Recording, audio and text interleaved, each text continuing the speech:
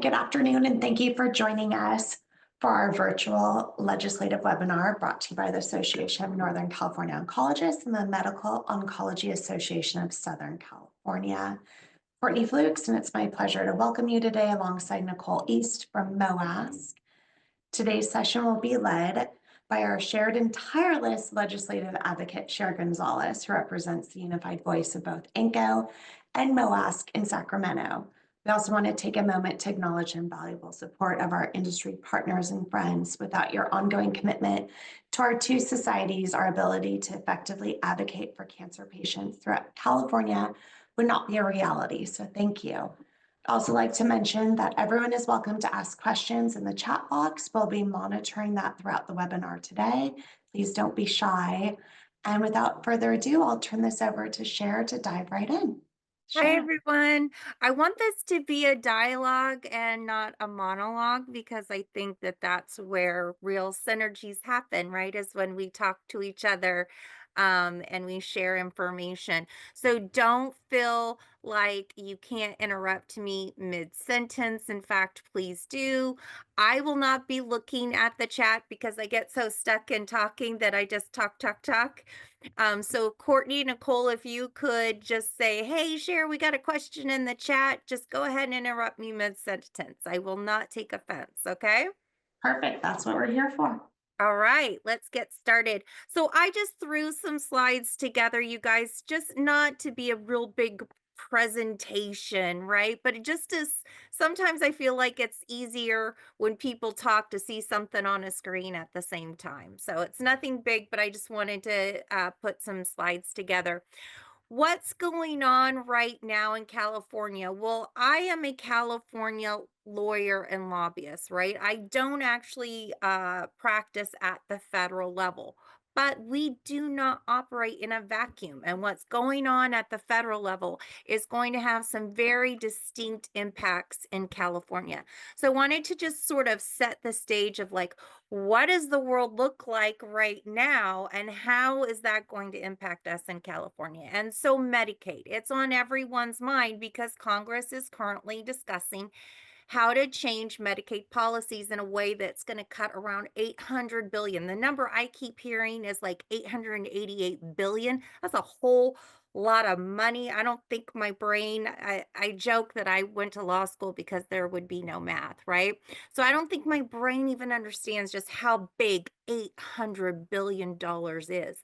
That's a big amount of cuts, and that's going to impact California distinctly. And it's not just going to impact California, as in the people who are on Medicaid, but it's going to impact the providers in the space. It's going to impact physicians. It's going to impact hospitals. It's going to be impacting the manufacturers who need for people to be able to access their drugs because let's be real, the Medicaid program represents $1 out of every $5 spent on healthcare, right? So when you're cutting a number like 800 billion, it's going to impact everyone in the healthcare space. And what did those cuts look like? Well, I don't think do any of us really know, but we know some rumors that are swirling about what the cuts could be. It could be like work requirements for adults on Medicaid. It could be continuing monitoring of eligibility. Now, both of those things sound like okay, well that's not a big deal, but when you're talking about what the population of Medicaid looks like, that can actually be a very big deal. We're talking about the aged, the blind, the disabled, the homeless, right? Work requirements. If don't have a home or you're blind or you're disabled or you're aged, that's kind of a big deal. Continuing monitoring of eligibility. If you're elderly and blind or you're disabled, you may not have a computer to go and to continuously monitor. If you're homeless, you may not have an address where you're going to have to redo your paperwork, right? So this can have a huge impact. Other rumors of what the cuts are going to look like is limiting the state's ability to tax providers for their share of Medicaid revenues. And in California, we call that the managed care organization tax, the MCO tax. And managed care organizations in California are taxed, and that tax then goes to support the Medi-Cal program, right? There's talk that they're at the federal level, there may be some shenanigans going on where it can limit the state's ability to apply those taxes. Now, that means that's a really big deal for hospitals, for providers, for patients who depend on those MCO taxes in California to keep the Medi-Cal program stable, right? Then there's also the rumor about the block grant. Um, that's where the federal government just says, hey, California, we're not going to give you a match, right? A 50% match on all the like Medicaid eligible things that you're providing. We're just going to say, here's your little pot of money, go have fun. That could have a very significant impact on the Medi-Cal budget. And then there's also the rumors about reducing the federal match for the state's Medicaid expansion. So these are all the rumors swirling about what will those cuts look like. I don't think anyone actually has the answers right now, but just wanted to put it out there. That's kind of what the universe looks like in terms of what the cuts could look like. Now, what are we talking about when we're talking about the Medicaid population to begin with? Well, Medicaid accounts for 60% of all care paid for people with disabilities, right? And in California, specifically in Medi-Cal, 1 out of every 2 babies born in California are born into the Medi-Cal program. This is a significant impact on our population. So just wanted to like level set, like, what does that even mean? What does the Medi-Cal population look like? It's the aged, it's the blind, it's the disabled, it's mothers and babies, it's people who are on government assistance. Those are the types of people, and the very low income. And those are the types of people who are on Medicaid. Now, what does all of that mean for the state budget? Well, it doesn't mean it's not good news. I can tell you that, because the bad news is Medi-Cal is already at a budget deficit. We got some surprising news here in Sacramento.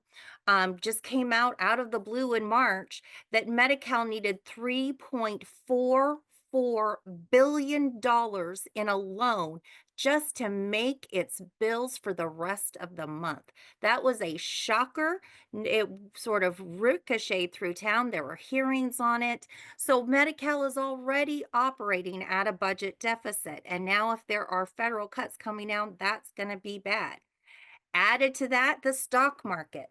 Last time I checked yesterday, it wasn't doing too good. So what does the stock market crash mean to California and California's budget? Well, California's budget is heavily impacted by the capital gains, right? So when the stock market does badly, the budget does badly in California, and the amount of revenue it's taking in tax dollars goes down. When the stock market does really good, the capital gains are better, and therefore the capital gains taxes are better, and therefore the state's revenues are better. So you have these pending cuts at the federal level. So the state budget is, I'm not feeling real good about what's going to happen for us in the future in terms of Medi-Cal. And all of that means we could see some very serious cuts coming our way on the Medi-Cal side. Now, by the way, why are we having such a bad Medi-Cal budget this year?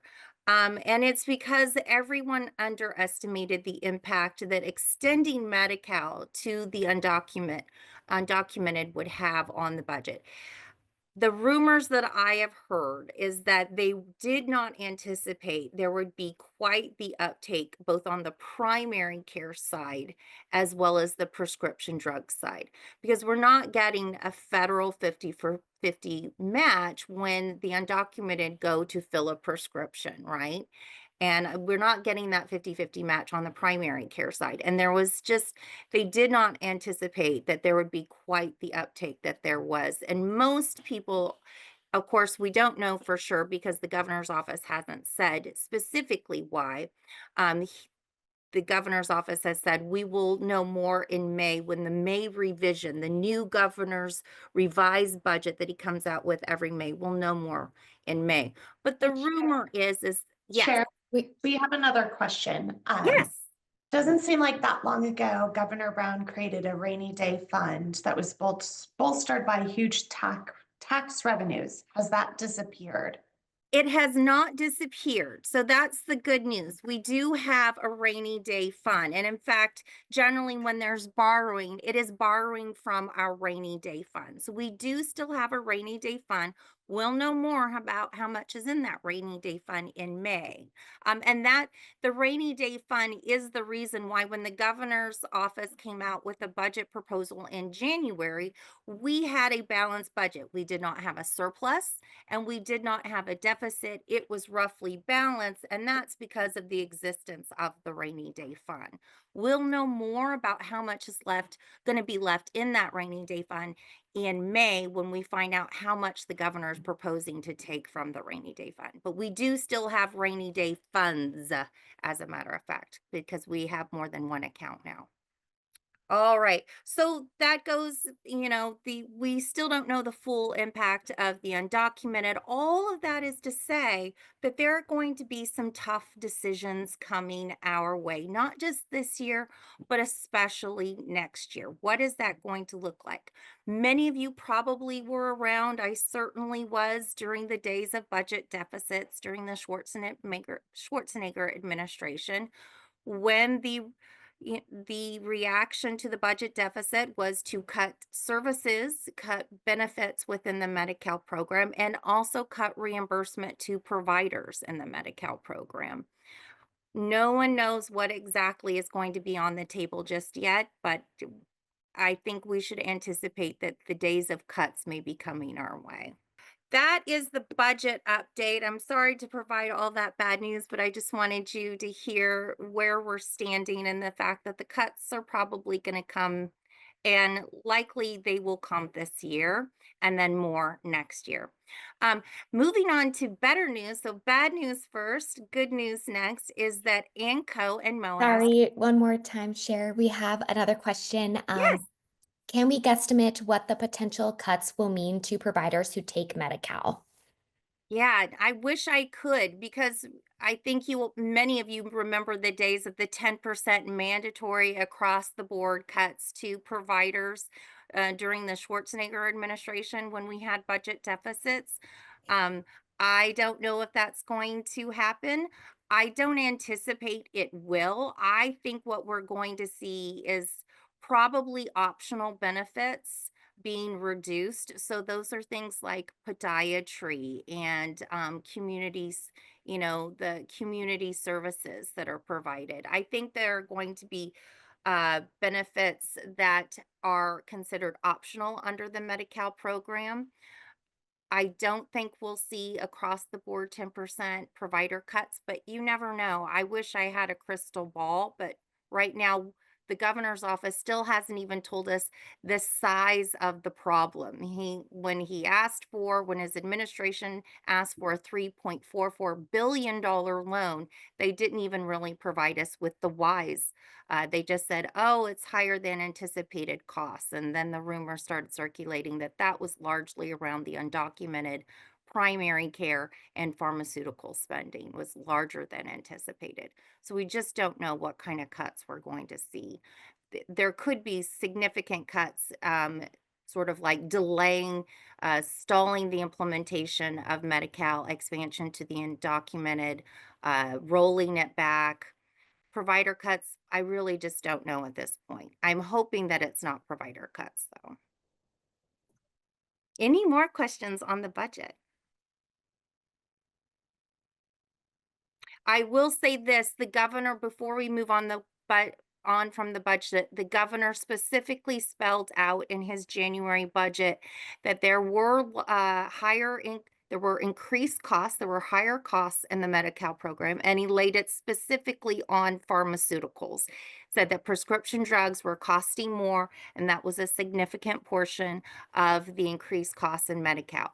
Will that result in increased pressures on pharmaceutical manufacturers from the state?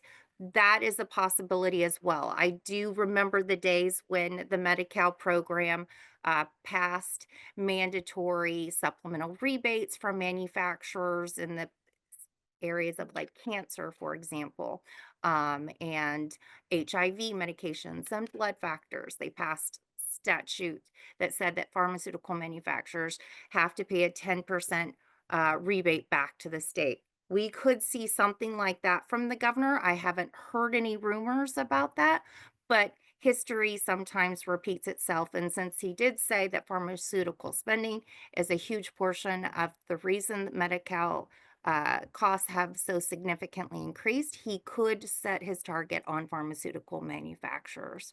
That's a possibility. Any questions?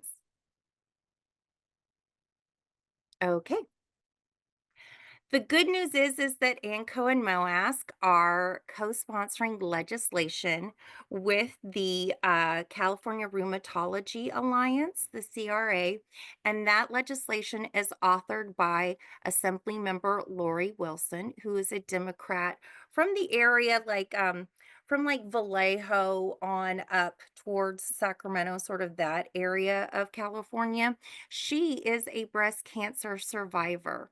So we are very excited that she is carrying the legislation. Now, what does the legislation actually do? Well, it does a number of things, and this is where I want our conversation to really kick in because I want to hear from you if you know of this as a problem. You're hearing about it in the field. You guys are the ones with the on the ground intelligence, right? So this is definitely, feel free to interrupt me mid sentence. So what does the bill do? Well, the bill is going after some PBM slash payer tactics that are trying to steer patients away from their physician and towards, for example, an infusion pharmacy center, right? Like, no, you can't get your infusion from your own doctor. You're going to need to go to the infusion pharmacy center that I own, right? You got to go to the Optum Infusion Pharmacy Center, or we're going to send out our specialty in home infusion nurse, and they're going to do the infusion. Or we're going to require white bagging of an injectable. Well, your physician can't just go and buy and bill it. We're going to require that we actually ship it through our own PBM slash payer vertically integrated pharmacy, specialty pharmacy, and they're going to ship that injectable. And then also on the oral drugs, no, your doctor can't provide that uh, anti-nauseant before chemotherapy. We're going to require you to go to the pharmacy that we own, CVS Caremark that we own, and you're going to have to brown bag that pill with you to the doctor's office, and you're going to bring that one anti-nauseant with you. So all this bill does is say, okay, you can't do that, PBM health plan pharmacy conglomerate, if the doctor says it's not in the patient's best interest. So, for example, a patient had an anaphylactic reaction to their last infusion. The doctor would be able to tell that vertically integrated PBM payer pharmacy, no, you cannot make them have a home infusion. That's dangerous for them. This is a nurse that doesn't even understand, that does not know their care. They need to be in our own office where we can monitor how they're going to react to this next infusion. All this bill would say is if the doctor says no, it's not in their best interest, you can't force the infusion clinic on them, or the white bagging or the brown bagging. So it applies to infusions, injectables, and pills. I'm going to stop right there and see if anyone has any questions. So what I would love, and if you could talk to any of the people that you come in contact with regularly, physicians, patients, if this is a problem in their offices, if you could let me know about it and connect us, like, hey, share this is a patient, they had a really negative experience like this, or here's a physician that I know, they had a really bad experience with this. And then we can collect those stories because those stories are so powerful within the California legislature. Where is this bill right now? Well, currently we're awaiting a hearing in the Assembly Health Committee. Now, what does the legislative process look like for a bill like this to become a law? First, we have to have a hearing in the Assembly Health Committee where we need witnesses to testify. This is a problem, and you really need to pass this bill so that we can solve that problem. The bill will then go to a fiscal committee where it'll be analyzed, like, how will this impact the state's the state fiscally, such as will this cost taxpayer dollars to implement? And if it has a good fiscal analysis, then it passes out of the fiscal committee and then it goes to the assembly for a full vote, right? And then if it passes out of the assembly, then it goes to the Senate and it goes through that process again. Essentially, every bill that has been introduced this year will need to pass out of the legislature by September 15th in order to reach the governor's desk. And then after September 15th, the governor will have between September 15th and October 15th to sign or veto the bill. And if all of that happens and the governor signs it, then it becomes law. And then that's when it gets implemented in January 1 of 2026. Does anyone have any questions about that whole process? So that's all I have for today. I just really wanted to give you guys an update about what the budget looks like. I wish I had better news. It's not very good. I do anticipate there are going to be cuts. What cuts? I don't know. We'll know a whole lot more. The budget in California has to pass, and that's all so everything doesn't have to pass by June 15th, but the bulk of the budget does have to pass by June 15th. So we could see more happening in July, and we could see more happening in August. It really depends on when the feds are going to move on their cuts and how the state has to respond. Thank you, Cher. I really appreciate that insightful talk today about what's happening and how our federal legislation is also impacting us here in California. There's a lot to follow, and we appreciate you kind of keeping your finger on the pulse of what is happening and what could be down the pipeline for us. If anyone has any questions, please feel free to ask. You're always welcome to either email myself or Nicole if you're in Southern California with any questions, and we can connect you with Cher. We do have a California Cancer Caucus that meets monthly. Yes, monthly, Yeah, generally. So, and that is open to any of our industry partners to join as well. If you need more information on that, please feel free to reach out.